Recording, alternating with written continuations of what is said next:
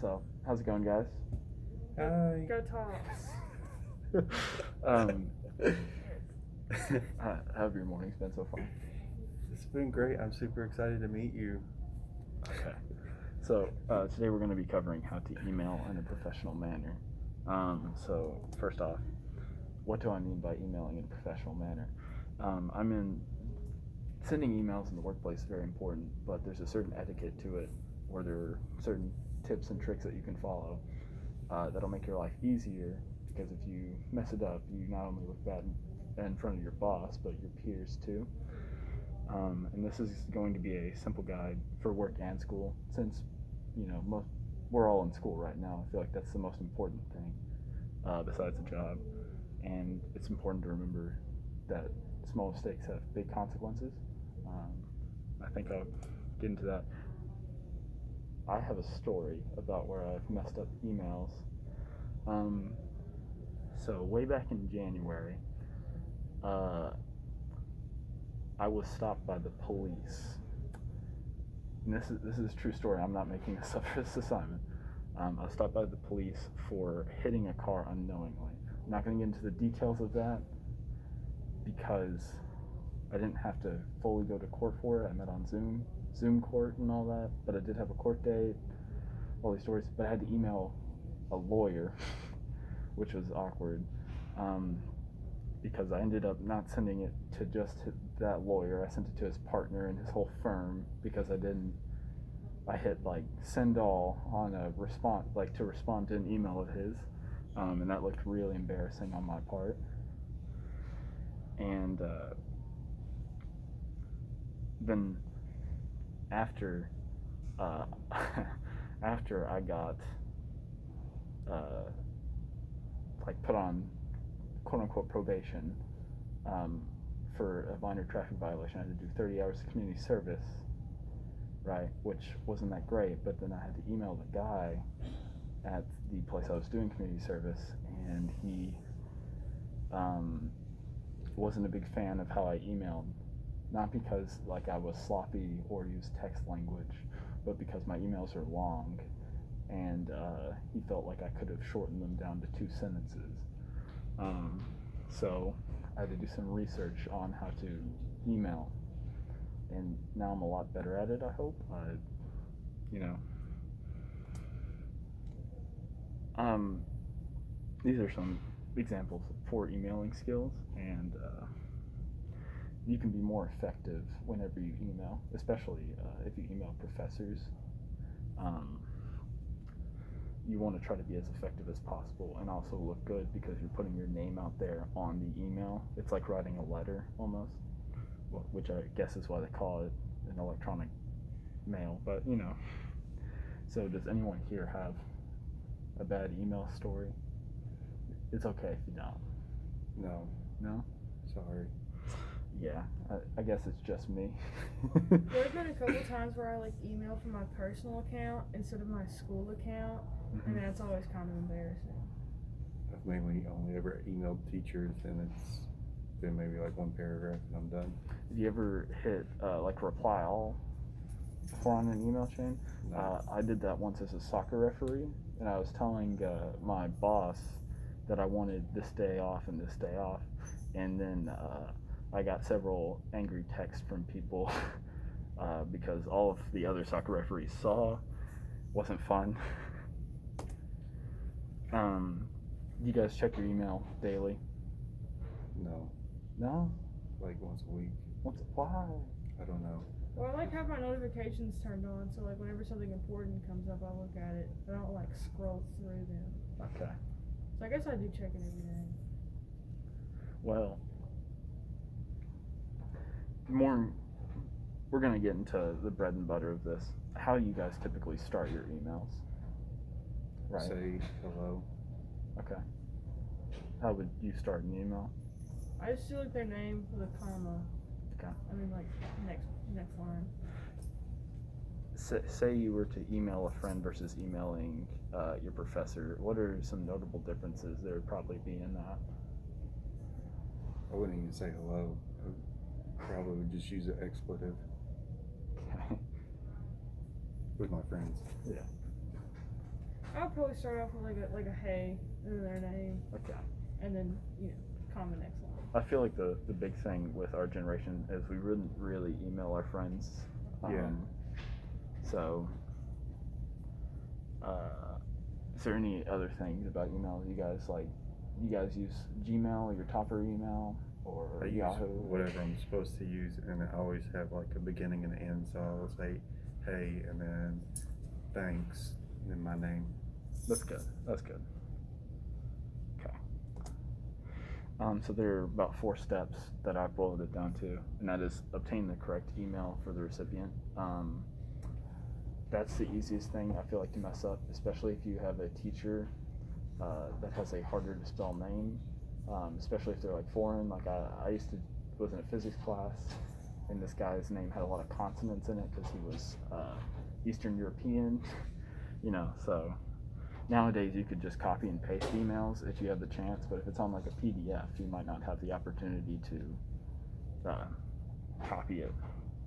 Also keep the topic, make a short on topic subject line. That you want to keep it short because that's just the subject it's about. Then you go down into your body paragraph where it should be descriptive but brief. You don't want to write, your doctoral thesis, size amount of words in your email body, and then just reread. Make sure you didn't make any mistakes. So, step 1, correct. Obtain your correct email address. Don't make the mistake of emailing the wrong person because that doesn't get anything across, right? If you email the wrong person, then you're not going to accomplish the goals that you wanted, per se. And don't hit send all and chain emails because you could end up sending, one email to 20 different people, and it might be private information, which is another thing, of course, you don't want to share. So, if my friend Carter Bean said that his email was carterbean406@yahoo.com, would that be the right email? I would ask him. I don't know. Wait, say it again. So here's the email I sent, right? Yes. My friend Carter Bean says his email is carter.bean406@yahoo.com. Oh, that's wrong because you sent it to a Gmail account. Exactly. I didn't Good catch that. See? Put a little sneaky But on it. Yeah. I would have wrote it down though. I guess that's good to back yourself up, But Yeah. it's an easy mistake to make Yeah. if you're just looking at it. Yeah. Next, you want to make your subject line short, and it needs to be on topic, and try to abbreviate if you can. If you're gonna say, Downing Student Union, just say DSU. I feel like that's typically something that people would do, but it's all about being punctual, and brief whenever you write things. So a good example would be questions about the homework due on 9/20, right? Because that gets the point across. You don't say the full date out. You don't say homework full out. Fits in the subject line to where it doesn't have to be cut off. Instead of, I have questions about the research paper over epigenetics that is due next Tuesday. That's just a mouthful, Especially if you're sending it to a professor, their time's a little more important because they have about, 400, 500 students.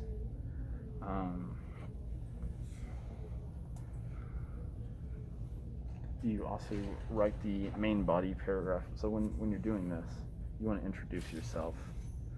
Again, my friend Carter Bean's introducing himself. He's, hello, I'm Carter Bean. Typically, you'd follow that up with what class you're in if you're talking to a professor, because you could seriously just mess that up, like, hey, I need this, this, and this. And the professor would be like, okay, what class are you? What class of mine are you in? I've done that before in Trig. But be pretty direct with your intent. Don't strike up a whole conversation, because this is like a work / school format, right? You want to, you know, project yourself as a professional. And also, this is optional. If you're emailing somebody like your resume, or you're trying to put yourself out there, include like, you can talk to me at this phone number. This is my personal email. You know, talk to me here, or other ways, because that's just good knowledge for them to have. They can look back at that if they want to call you back. And then, you know, kind of end it like a letter, because letters are very formal, and you want to seem sincere whenever you write your email. So, I mean, again, my friend Carter Bean said, "Thank you for your assistance, Carter Bean." You'd be like, you know, "Thank you very much, Carter Bean." The only one I don't think you'd ever do would be "Love you so much, Carter." You're like, there's a formality to it, of course. So then make sure you reread your email, right? Like any paper you have in any class, go back and make sure that you spelled everything right, that you capitalize people's names, which it kind of goes back to obtaining the correct email address. This is also another point where you could look at the email address and be like, oh, I sent it to a Gmail when I should have sent it to a Yahoo. And it's very important that you send it to, if the correct email, subject line, body paragraph. So we're going to do an assessment. This is going to take a few minutes. You guys see that well? Yeah. So I have a professor. He's told me his email was andrewellis11@yahoo.com. He is my lit professor. And then the rest, I want you to look at the email and maybe pick apart any things he could have done better. Like, first off, what can you tell me is right so far? You did a greeting and an ending. Okay. And you also, the subject line is good, and you said, what class you're in. Mm-hmm.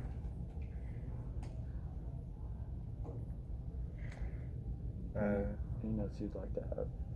Just any ideas you have about it? Subject line, I probably just would have put lit 250 and then put the homework and stuff down in the body. Okay, I could see that. I think that depends person to person. From the email I told you, if I can repeat it if you want, does it look like the right email? The email account, it looks right, yeah. Okay. Are we moving on to stuff to work on now? To talk about? There's another part of this assessment. Oh. There's like a second. Well, I skipped the first part now. Sorry. What? Yeah, addressing a professor is great. No, you're doing fine. You're doing fine. It's like you're just picking apart, because there are good and bad things with this one, right? Yeah. Like subject line, it's short, it's punctual, right? It could be shorter, it could be a little bit longer, but I think he's got a decent balance. His greeting is good. It's a little too casual, I think. That's what I was trying to get at. Hey, Professor Ellis. It's good to call your teachers like professor, because some of them might have their masters versus their doctorates, and you don't want to call them a doctor if they're not a doctor, which is one thing I've learned. Hey to a professional, it's not something you should do at all. So you just want to say Professor Ellis? Yes, or honestly, since they know that you're talking to them, I'd say my name. Greetings, I'm so and so. I'm in your class, because it's not like they're emailing someone else to talk to. It's not like I'm emailing you to talk to somebody else, right? They know who it's intended for. I think I'm in your lit class just nails like identification wise who you are. But if you read on the ending, what could you say about this ending right here? I don't know how to break this to you. I don't think you're his guy. Okay, yeah, one could say that.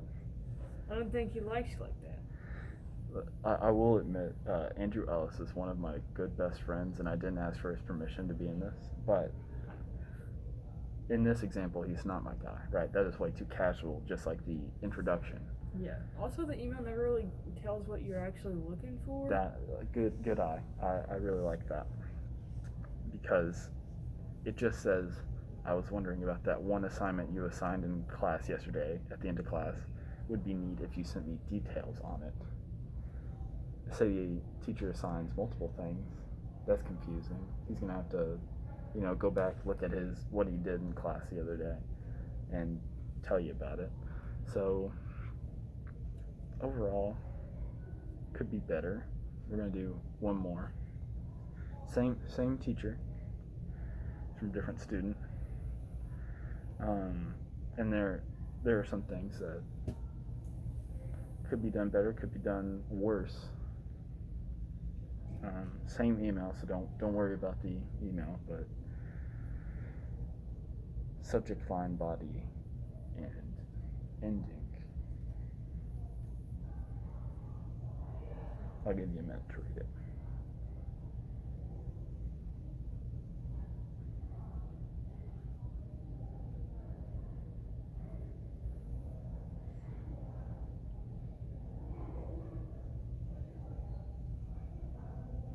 Yeah, it looks pretty good.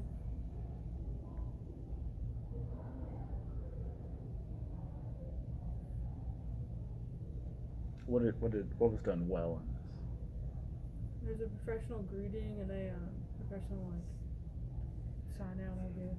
Yeah, it's all very professional. Seems like a letter, sincerely. You really got to the point of what you were actually asking. Mm-hmm.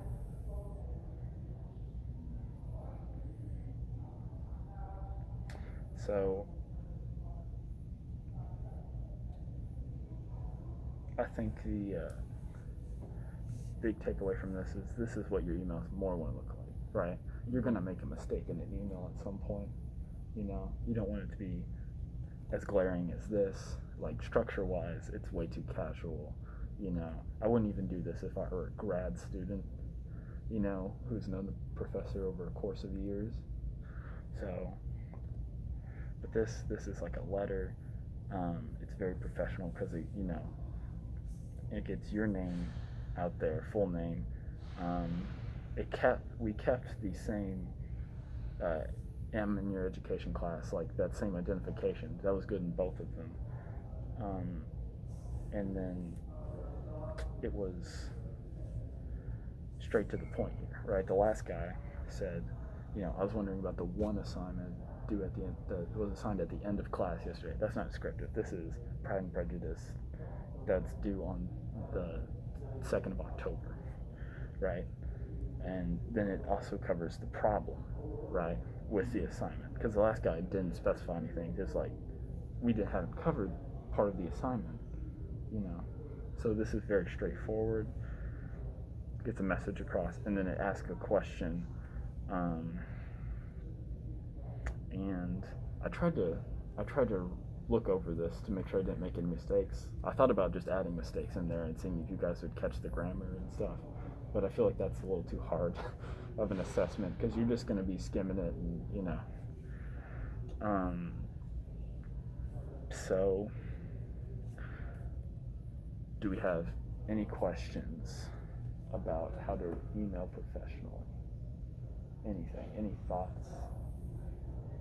Did you guys follow this pretty well?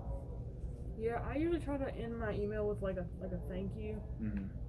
It's, instead of doing sincerely my name, I'll do thanks. This is just a default placement one, right? Yeah. I typically go thank you, and sometimes honestly, I might just say CV, right? Like I might be thank you CV, because I mean, again, he probably knows that it's Especially if it's coming from your email. Yeah. It's your full name.